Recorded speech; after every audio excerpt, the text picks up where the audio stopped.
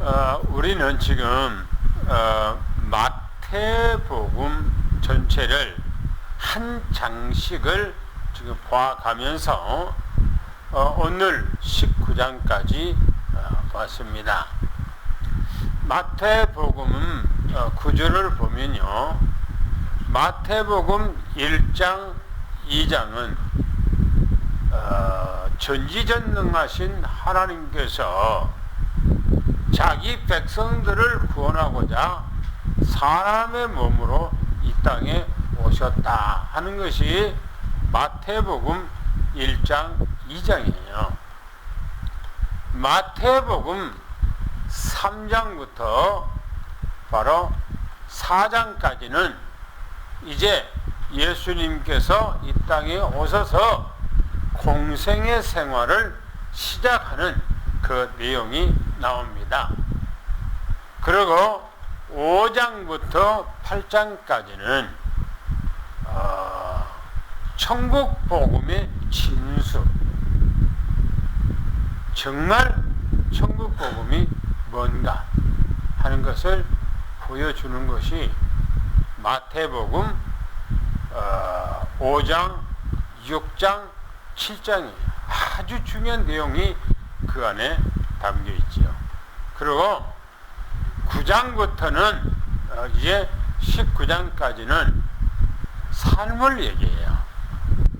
성도들의 삶, 어떤 삶인가 하는 것을 얘기를 합니다. 그 삶이 예수님께서 말씀을 증거하는 것마다 삶에서 얘기하면서 치유하는 얘기가 나오지요. 그리고 이제 20장 이후부터는 바로 25장까지는 종말적인 얘기를 해요. 종말적인 얘기, 주님 재림에 대한 얘기, 세상 끝날에 대한 얘기를 말씀합니다. 제가 특별히 마태복음 25장에 가서는 2주간 동안을 메시지를 해야 되겠다 생각을 합니다. 왜냐하면 편집을 제가 해서 처음에는 말씀 그대로 정하고 그 다음 주에는 그 내용을 조금 편집을 해야 되겠다라고 생각을 해서 마태복음 24장은 정하고요. 또 26장, 27장, 28장에는 예수님께서 마지막 이제 공생의 구속사역 끝 마무리를 이제 하시는 그 내용으로 되어 있습니다. 그게 마태복음 구조고, 또 복음서 전체 마태, 마가, 누가, 요한복음 전체가 그렇게 이제 구조가 되어 있습니다. 그래서 오늘 우리는 마태복음 19장 전체 보면은 어떻게 천국에 들어갈 수가 있는가 하는 거예요. 어떻게 천국에, 다시 말하면 어떻게 구원을 받을 수가 있느냐 하는 거예요. 신앙생활한 이유가 다른 거 아니에요. 구원이에요, 구원. 구원받기 위해서 신앙생활 한 것이지 다른 것 하기 위해서 신앙생활 한 것은 아니에요. 마태복음 19장에 보면은 이렇게 말합니다. 이때에, 그렇게 말해요. 이때에. 이 말은 예수님께서 이제는 공생의 갈릴리 사역을 마무리하고, 그 말이거든요. 갈릴리 생활을 이제 마무리하고 유대 지역으로 이제 들어가시는 그 내용을 성경에 기록하고 있어요.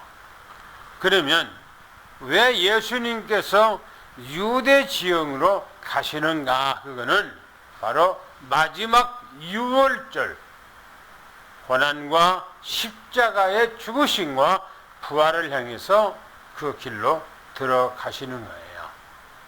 그래서 오늘 19장에는 예수님께서 갈릴리에서 나와서 유대 지형으로 들어가셨다라고 하는 그 내용으로 시작이 됩니다. 한번 1절부터 12절까지 보면은 물론 이혼이 비성경적이라고 하는 것을 말씀하고 있는데 1절, 2절에는 갈릴리 사역을 마무리하고 유대 지역으로 들어가셨다는 얘기입니다. 한번 읽어보겠습니다. 시작.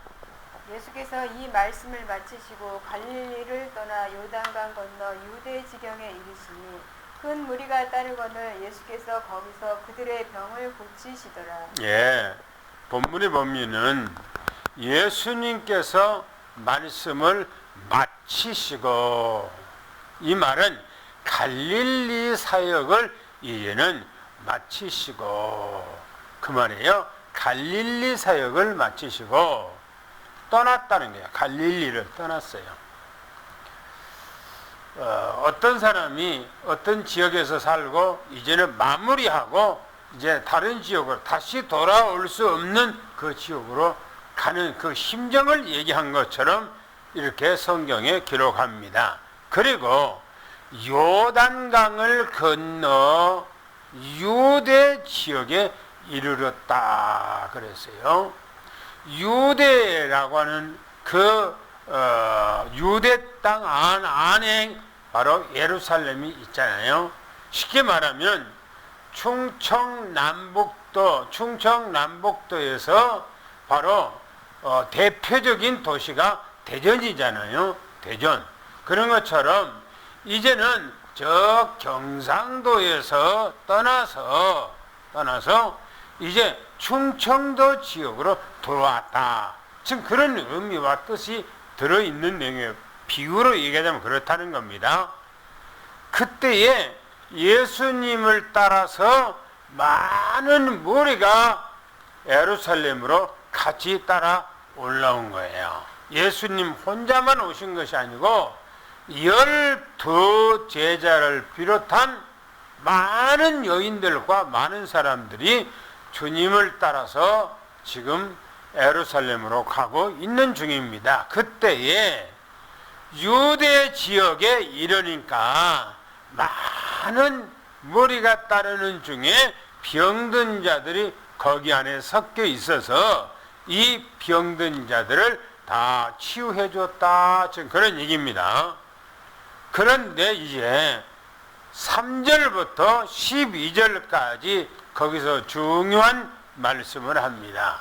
이 말씀은 바로 바리새인들이 이제 예수님에게 바로 질문했던 얘기죠. 한번 읽어보겠습니다. 시작. 바리새인들이 예수께 나와 그를 시험하여 이르되 사람이 어떤 이유가 있으면 그 아내를 버리는 것이 옳으니까. 예수께서 대답하여 이르시되 사람을 지으시니가 본래 그들을 남자와 여자로 지으시고 말씀하시기를 그러므로 사람이 그 부모를 떠나서 아내에게 합하여 그 둘이 한 몸이 될지니라 하신 것을 읽지 못하였느냐. 그런즉 이제 둘이 아니요 한 몸이니 그러므로 하나님이 짝지어 주신 것을 사람이 나누지 못할지니라 하시니 여짜오되 그러면 어찌하여 모세는 이혼 증서를 주어서 버리라 명하였나이까. 예수께서 이르시되 모세가 너희 마음의 완악함 때문에 아내 버림을 허락하였거니와 본래는 그렇지 아니하니라. 내가 너희에게 말하노니 누구든지 음행한 이유 외에 아내를 버리고 다른 데 장가드는 자는 가늠함이니라. 제자들이 이르되 만일 사람이 아내에게 이같이 할진대 장가들지 않는 것이 좋겠나이다. 예수께서 이르시되 사람마다 이 말을 받지 못하고 오직 타고난 자라야 할지니라. 어머니의 태로부터 된 고자도 있고 사람이 만든 고자도 있고 천국을 위하여 스스로 된 고자도 있도다. 이 말을 받을 만한 자는 받을지어다. 아멘. 이 말씀을 제가 설명을 해드리겠습니다. 예수님 앞에 바리새인들이 악한 동기를 가지고 와서 예수님 앞에 질문하는 겁니다. 예수님 앞에 바리새인들이 예수님을 시험하려고 찾아왔다 그랬어요. 시험하려고. 예수님 앞에 나올 때는 어떤 마음을 갖고 나와야 된다고 그랬죠? 어떤 마음을 갖고? 네? 은혜 받으려고. 그죠? 예수님 앞에 나올 때는 은혜 받으려고 나와야 돼요. 교회에 나올 때는 은혜 받으려고 나와야 돼요. 할렐루야. 그런데 시험하려고 찾아왔다 그랬어요. 목적이요, 그게. 어떻게 하면은 아내를 버릴 수 있는가? 말에 좀 뉘앙스가 좀 불순해요. 그잖아요. 어떻게 하면 아내를 버릴 수 있습니까? 라고 하는 아주 잘못된 어떤 어느 표현을 하고 있는 거예요. 이 말을 듣는 예수님께서 하신 말씀입니다. 하나님이 사람을 지으실 때에 남자와 여자를 지었다. 그 말은 하나님께서 사람을 지을 때에 한 사람의 남자를 만들고 한 사람의 여자를 지었다. 아담 하나를 지우고 하와 하나를 지었다는 겁니다. 창세기 지금 2장 사건이죠. 그런데 그 사람들이 그들이 부모를 떠나서 그래서 부모를 떠나서 아내와 합하여 둘이 한 몸이 될지라 그랬어요. 한 몸이라는 거예요. 한 몸. 한 몸. 그런데 이 사람들은 성경을 읽고 성경을 가지고 있으면서 성경을 자기 편향적으로 이해를 하고 자기 편향적으로 그걸 해석하고 편향적으로 그것을 말하고 있는 거예요. 얼마나 잘못됐습니까? 그러면서 예수님께 말합니다. 그런즉 둘이 아니요 한 몸이래요. 하나래요. 부부가 한 몸이래요. 합쳐서. 그러면서 이렇게 말합니다. 그러므로 하나님이 짝 지어준 것을 사람이 나누지 못할지니라 그렇게 말하고 있어요. 무슨 말이죠? 이혼이 성립이 안 된다는 겁니다. 이혼이라고 하는 것은 하나님이 갈라놓을 때 어떻게 해요? 한 사람이 죽은 거예요. 그건 이혼이에요. 한 사람이 죽었을 때 사람이 못 나눈대요. 그러면서 말하기를 바리새인들이 그들에 대해서 질문이 이들이 성경을 얼마나 오판했는가, 성경을 얼마나 오해했는가. 성경을 오해하면은요 오해한 길로 가게 돼 있어요. 성경을 오해하면 오해하는 다른 길로 가도록 돼 있어요. 이게 성경을 바르게 깨달은 사람이 성경을 바르게 이해한 사람이 나쁜 길로 갈 수가 없잖아요. 절대적으로.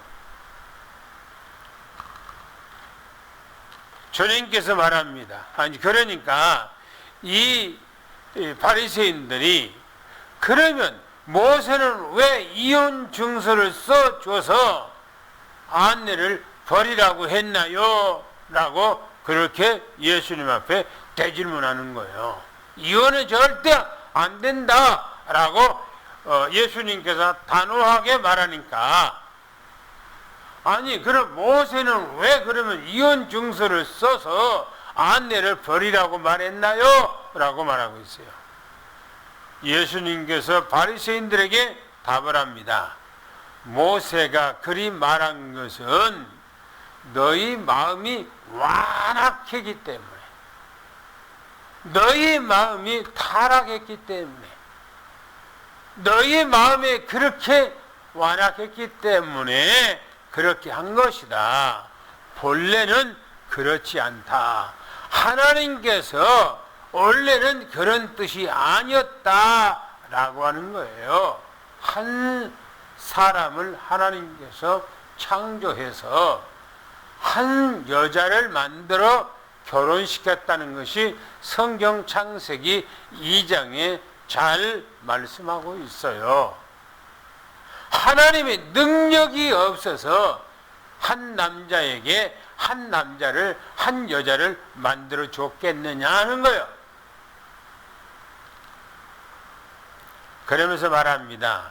내가 너희에게 말하노니 누구든지 음행한 이유 왜 그렇게 했어요? 그러면 이 말의 원뜻이 아내가 다른 남자하고 바람을 피웠으면 이혼해도 된다는 성립을 여기서 얘기하고 있는 거예요. 말하는 것이. 그러나요, 이 말을 듣고 제자들이 하는 얘기입니다. 아내를 버리고 다른 데로 장가든 이가 간음을 했다라고 예수님께서 말하니까 제자들이 하는 얘기입니다. 사람이 이같이 할진데 차라리 장가들지 않는 것이 좋겠습니다. 사람들이 이혼을 하는데 차라리 장가 안 가는 것이 낫겠습니다 하니까 예수님께서 이제 고자서를 가지고 말씀하는 거예요.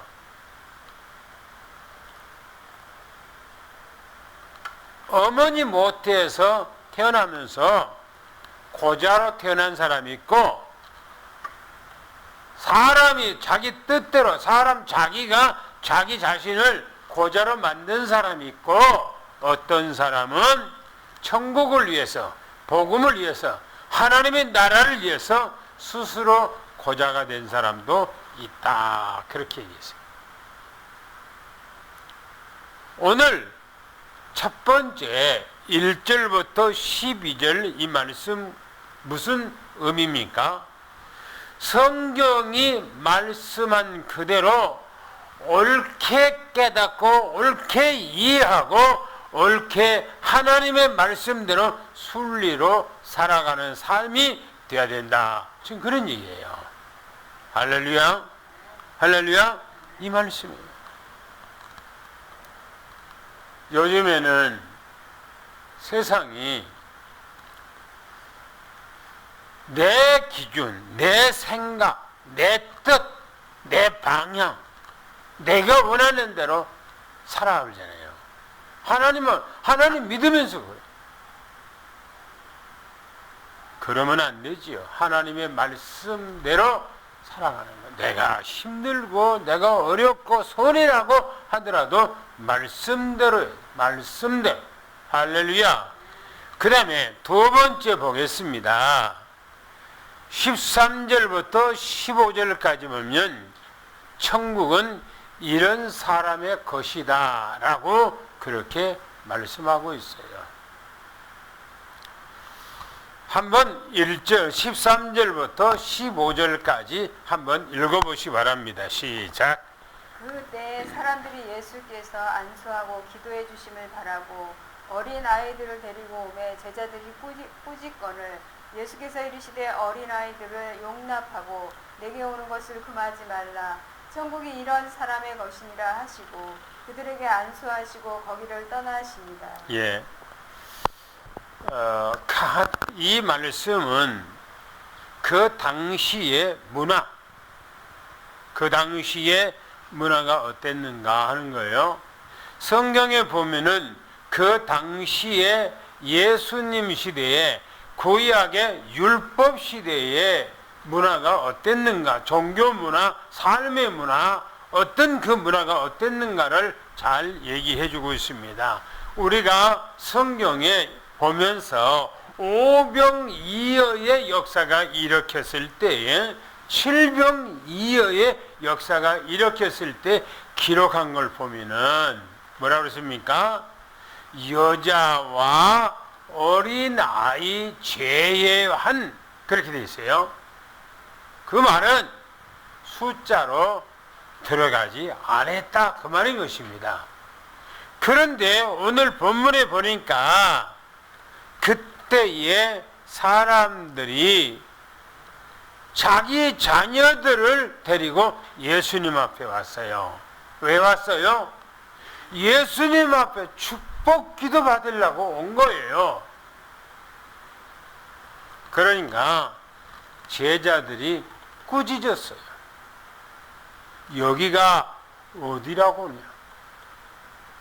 여기가 어딘데 어린아이들을 데리고 여기를 오냐? 라고 꾸짖었다는 거예요. 제자들의 사고의식이 어디 젖어 있어요? 네? 당시의 율법의 문화, 그 사회 문화, 종교 문화에 딱 젖어 있어서 그 생각이 딱 각인되어 있어요. 이 사람들이. 복음 문화가 아니에요. 복음을 그렇게 3년 동안을 듣고 생활했는데 복음이 체질화 각인 허리가 안 됐어요. 어린아이들 오지 말라는 겁니다. 이 소리를 듣고 예수님께서 제자들을 꾸짖으면서요. 어린아이들이 내게 오는 것을 금하지 말라. 천국은 이런 사람의 것이니라 그랬어요. 참 중요한 말을. 어른의 생명이나 어린아이 생명이나 생명의 가치는 똑같은 거예요. 어른이라고 그래서 하나님 앞에 헌금 많이 내고 사람 숫자 세워주니까 어른은 더 중요하고 어린아이는 헌금도 안 하고 어린아이는 처막지축이고 일도 안 하고 하니까 사람 숫자 안 들어가고 그러면 됩니까? 안 되지. 어린아이들은요 동기가 없어요. 자기 사심이 없어요.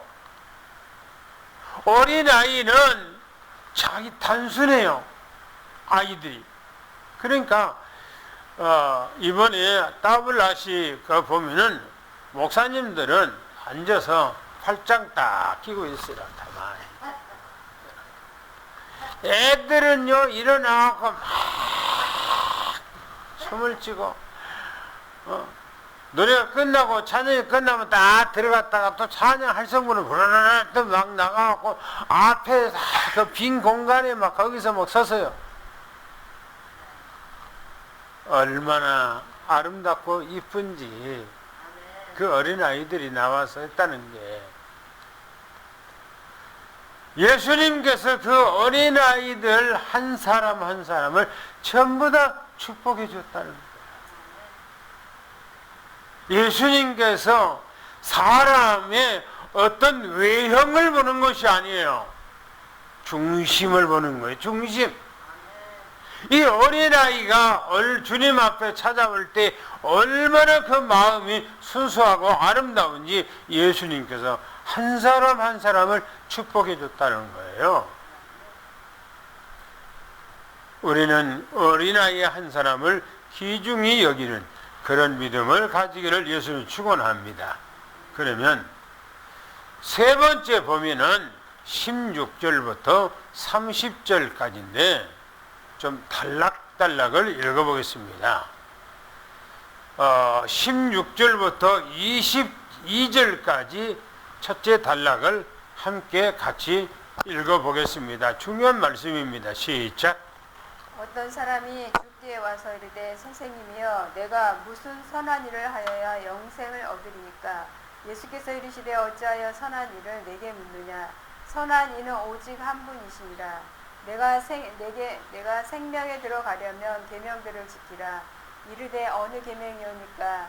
예수께서 이르시되 살인하지 말라, 간음하지 말라, 도둑질하지 말라, 거짓 증언하지 말라, 내 부모를 공경하라, 내 이웃을 내 자신과 같이 사랑하라 하신 것입니다. 그 청년이 이르되 이 모든 것을 내가 지키었사온데 아직도 무엇이 부족하나이까? 예수께서 이르시되 내가 온전하고자 할진대 가서 내 소유를 팔아 가난한 자들에게 주라. 그리하면 하늘에서 보화가 내게 있으리라. 그리고 와서 나를 따르라 하시니 그 청년이 재물이 많으므로 이 말씀을 듣고 근심하며 가니라. 아멘. 본문에 보세요. 주님을 온전히 따르는 그 삶이 중요한 거예요. 제가 좀 구체적으로 좀 설명을 하면 어떤 사람이 예수님 앞에 왔어요. 근데 이 사람은, 이 청년은 돈 많은 청년이라고 성경에 기록하고 있어요. 와서 예수님 앞에 내가 무슨 선한 일을 하여야 구원을 얻겠습니까? 라고 그렇게 물었어요. 유대 사상, 그 당시의 그 문화, 율법적인 그 문화에서는 뭔가가 행위를 해야 구원을 얻는다 라고 생각한 거예요. 율법적 사고 안에서는. 그래서 내가 무슨 선한 일을 해야 구원을 얻겠습니까? 라고 말하잖아요. 예수님께서 어찌해서 내게 선한 일을 묻느냐? 선한 일은 오직 한 분 하나님 뿐이다. 그러면 여기서 말하는 예수님께서는 선하지 않아서 하신 말씀이 아니에요. 예수님께서 이 말씀하신 것은 바로 육신적인 것을 말하는 거예요. 육신적인, 자기가 이 땅에 육신적으로 왔기 때문에 지금 그렇게 말씀하신 것이지, 예수님께서 선하지 아니해서 그렇게 하신 말씀은 아니라는 것입니다. 그러면 예수님께서 말하기를 내가 생명에 들어가려면, 네가 구원받게 되려면 계명을 지키라 그랬어요. 아니, 계명을 지켜야 구원을 받고 계명을 안 지키고 구원 안 받습니까? 아니에요. 예수님께서 저가 청년이 와서 무슨 선한 일을 해야 구원을 얻겠습니까? 라고 물으니까 예수님께서 계명에 대해서 말씀한 거예요. 보세요. 어느 계명을 지켜야 합니까? 라고 청년이 예수님 앞에 되물었어요. 그러니까 살인하지 말라, 간음하지 말라, 도적질하지 말라, 거짓 증언하지 말라, 내 부모를 공경하라, 내 이웃을 내 몸같이 사랑하라. 이게 무슨 계명이죠? 열 계명 가운데서 무슨 계명이죠? 이 계명이 사람에 대한 계명이에요. 사람에 대한 계명. 계명이 두 가지잖아요. 하나님의 계명과 사람에 대한 계명이에요. 예수님께서 말하는 것을 사람에 대한 계명이 지금 얘기를 하고 있는 거예요. 이 청년이 예수님께서 이 말씀을 하시자마자 이 모든 것은 다 지켰습니다. 다 지켰습니다. 그런데 무엇이 내게 또 부족한 것이 있습니까? 라고 물었어요. 예수님께서 그 청년에게 마지막으로 말합니다. 네가 온전하고자 하느냐? 네가 온전하고자 하느냐? 하는 거예요. 여러분, 내가 율법을 다 지킨다고 해서 온전합니까? 그래요? 내가 내 재산을 다 팔아다가 가난한 사람한테 나눠 준다고 해서 내가 온전해집니까? 그럴 리가 없어요. 그렇지 않습니다. 여기서 마지막 말이 참 중요합니다. 보셔요. 가서 내 소유를 다 팔아 가난한 사람들에게 나눠줘라. 여러분들요, 이 땅에 살아가는 데는 돈이, 여유가 있을 때 마음이 든든하죠. 맨날 같이 딸랑딸랑 그 삶을 살면은 힘들고 퍽퍽하잖아요. 그런데 돈의 여유가 조금 많아. 그러면 마음의 여유가 생겨요. 삶의 여유가 생겨요. 그러면 신앙생활이 잘 됩니까? 신앙생활이 잘 됩니까? 절대 안 돼요.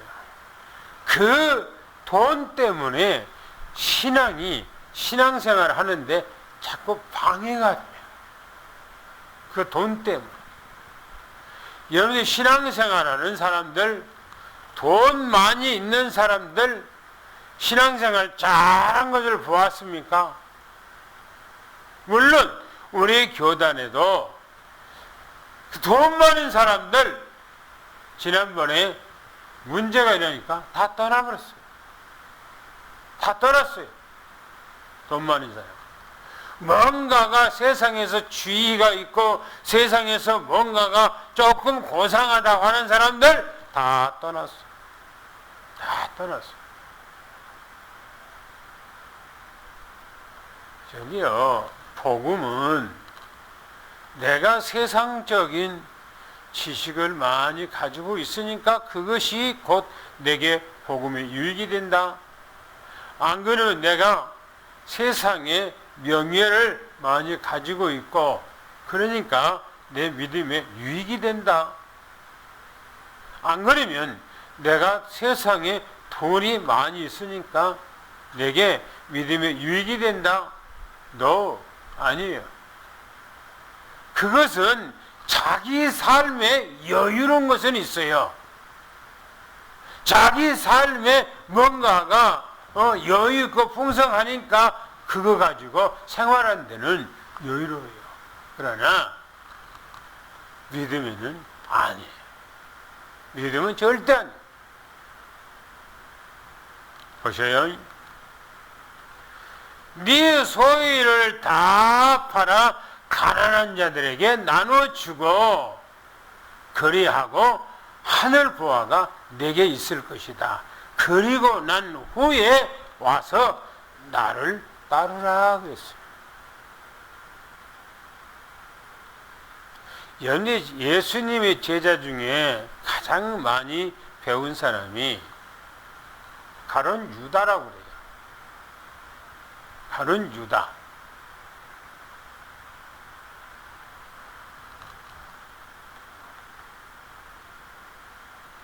오늘 이 본문에 보면은 주님 앞에 다 팔아고 내놓고 가난한 사람에게 나눠주고 주님을 따르라는 거예요. 만약에 이 사람이 너 그 재산 가지고 나를 따라와 라고 하면 어땠을 것 같아요? 어떤 생각을 가지고 있을 것 같아요? 반드시 예수님께서는 나는 여우도 굴도 있고 새도 다 자기 집이 있는데 나는 거처할 곳이 없다고 그랬어요. 예수님께서 가시다가 때로는 노상에서 자기도 하고 누가 집을 주면 안에 들어가서 자기도 하고 복음을 증거했어요. 그때 못 먹고 힘들고 할 때마다 만약에 이 돈 있는 사람이 예수님을 따랐다면 어떻게 될 것 같습니까? 가버려.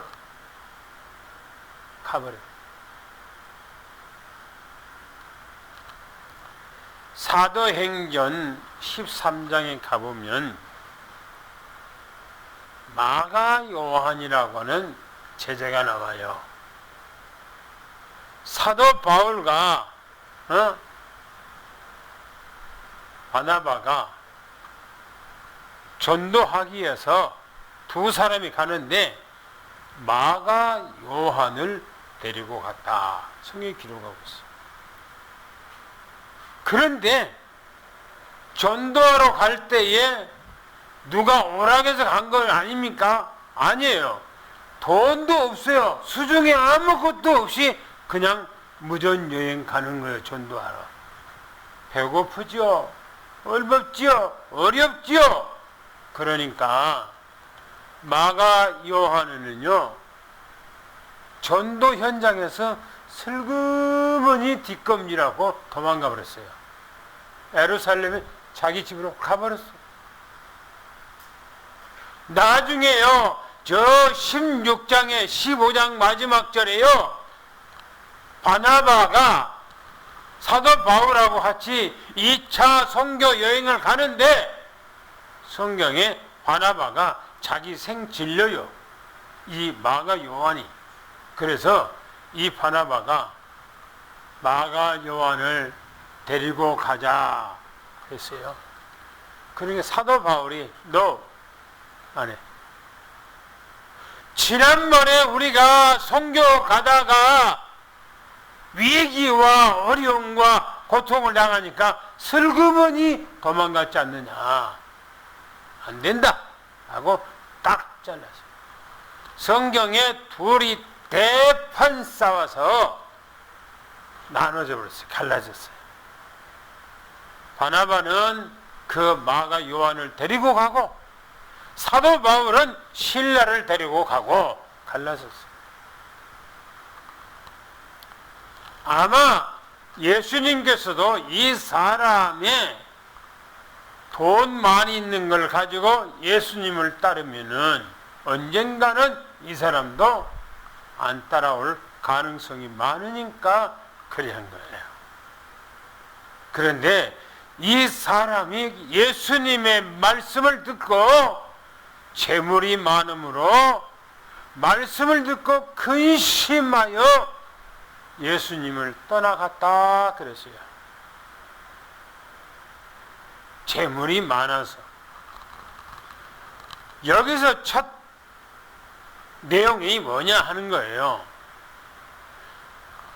율법을 지켰다 아니면은 내 재물을 다 팔아다가 가난한 사람에 주었다 이것이 중요한 것이 아니고 예수님을 따르는 거예요. 할렐루야. 할렐루야. 예수님을 온전히 따르는 거요. 이것보다 더 중요한 것이 없는 거예요. 그래서 두 번째 이제 단락에서 뭐라고 예수님께서 결정타를 말합니다. 뭐라고 말하는 거 보세요. 23절 26절을 읽어보겠습니다. 시작. 예수께서 제자들에게 이르시되 내가 진실로 너희에게 이르노니 부자는 천국에 들어가기가 어려우니라.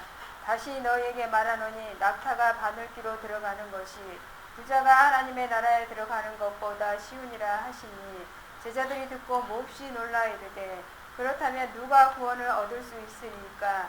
예수께서 그들을 보시며 이르시되 사람으로서는 할 수 없으나 하나님으로서는 다 하실 수 있느니라.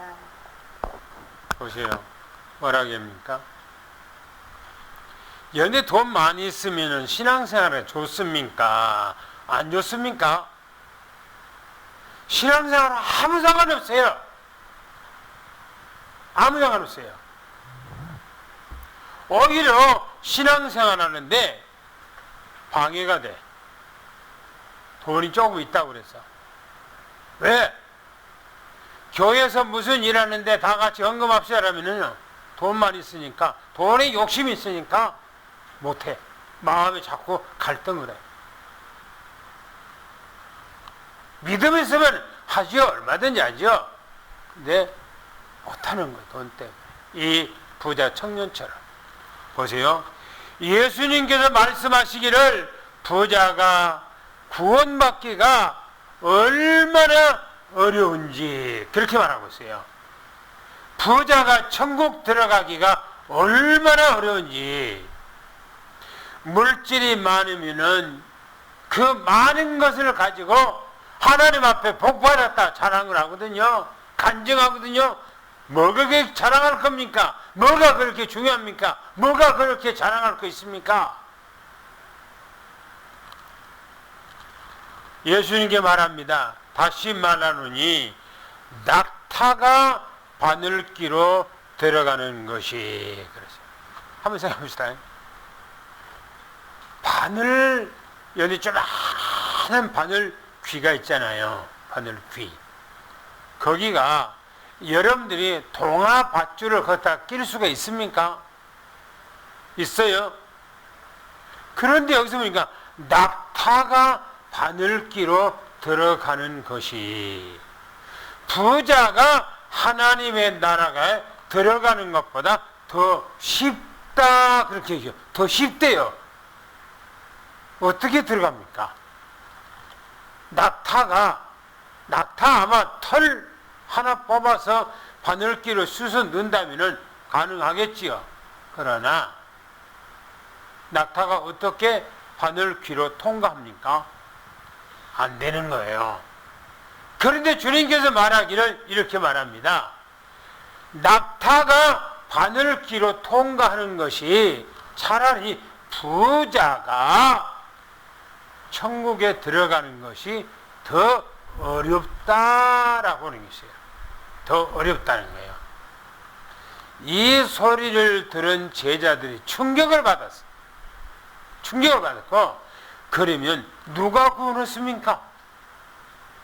어떤 사람이 구원 얻습니까? 라고 하니까 예수님께서 사람으로는 할 수 없다.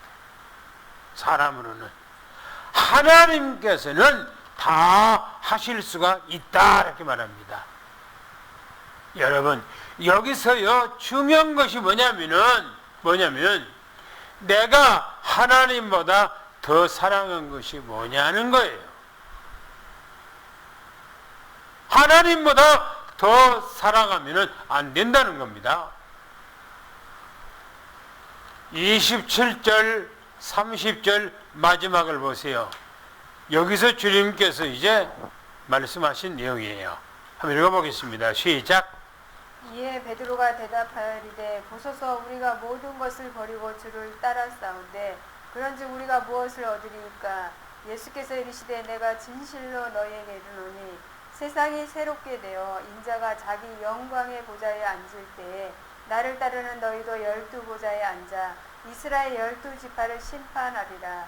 또 내 이름을 위하여 집이나 형제나 자매나 부모나 자식이나 전토를 벌인 자마다 여러 배를 받고 또 영생을 상속하리라. 그러나 먼저 된 자로서 나중되고 나중된 자로서 먼저 될 자가 많으니라. 그렇죠. 베드로가 예수님의 말씀을 듣고 충격받아서 우리는요 모든 것을 다 버리고 주님을 따랐습니다. 그러면 우리는 무엇을 우리가 얻을 수 있겠습니까? 라고 묻는 거예요. 생각해봅시다. 마태복음 4장에 보면은 베드로는 안드레와 함께 예수님께서 부르니까 다 버려버리고 주님 따라갔어요.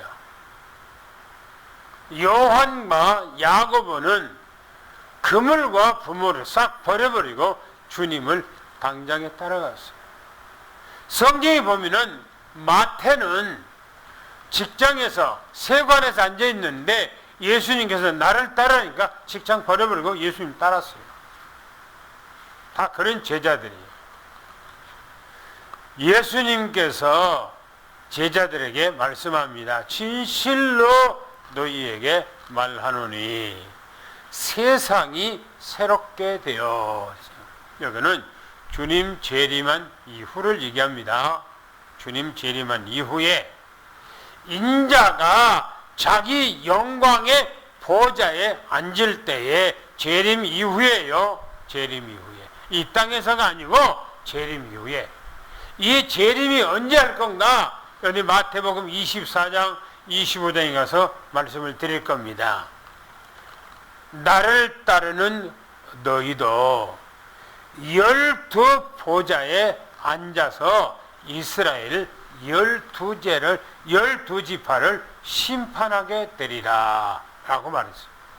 또 내 이름을 위하여, 내 이름 때문에 예수 그리스도라고 하는 이름을 위하여 내 집을 버리고 형제를 버리고 자매를 버리고 부모를 버리고 자식을 버리고 네 전토, 네 전답 땅 모든 것들을 다 버린 자는 여러 배를 받고 영생을 상속하리라.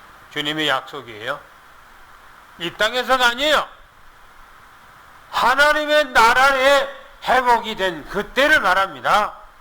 그러면서 먼저 된 자로서 나중되고 나중된 자로서 먼저 될 자가 많다 그랬어요. 무슨 말입니까? 뭔 말이죠? 세상이 다 이래요. 유럽이 먼저 복음을 받고 유럽은 지금 싹 없어져 버렸어요. 지금 아시아로 와서 우리가 이 복을 받는 거예요. 먼저 된 유대인들은 아예 없어져 버렸고 저 유럽도 없어졌고 지금 우리가 받는 거예요. 우리도 지금 신앙생활이 들렁들렁해요. 지금은 이 복음이 어디냐? 저 인도, 아프리카 이 지역으로 지금 가고 있어요. 여러분 우리는 깨어야 돼요. 깨어야 돼요. 오직 그리스도로 할렐루야, 할렐루야. 그리스도로 충만하기를 축원합니다. 그래서 주만 바라보고 주만 의지하고 주만 생각하고 주님만 따라가는 우리 삼성교회 모든 장로님, 권사님, 집사님들 되기를 예수님 축원합니다. 할렐루야.